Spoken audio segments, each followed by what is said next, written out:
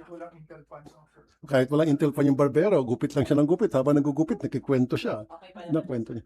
Okay pa. Safe, kaya hindi ko babanggitin pangalan at saka hindi ko sabihin kung saan barbershop.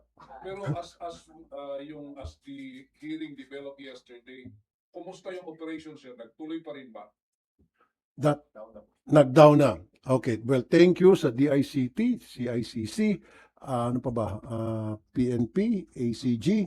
Well, thank you. Kasi for the longest time, last year pa yan, ang pagsasabi sa akin, hindi nila ma-take down. Pero yung mga iba, by the thousands na nati-take down agad nila. In fairness to them, after a few days, nati-take down na agad. Pero itong dalawa, hindi ma-take down.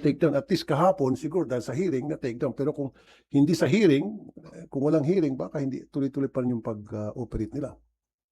Pero sir, walang raid na nangyari on the part ng mga law enforcement. That I haven't monitored.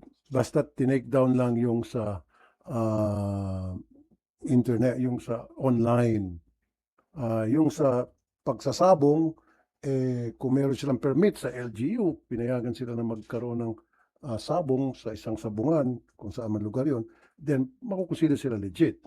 Pero once na sila ay pumasok online as e-sabong, which is bawal na, ban na sa bansa natin, doon sila naging illegal, doon talaga dapat sila i-raid.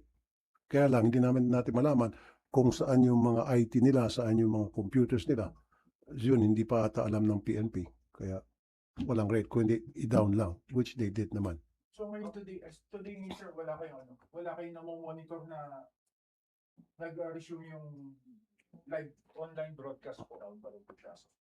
As of kanina, minonitor ng SLEGI staff ko, down pa rin. Again, thank you sa PNP, sa CICC,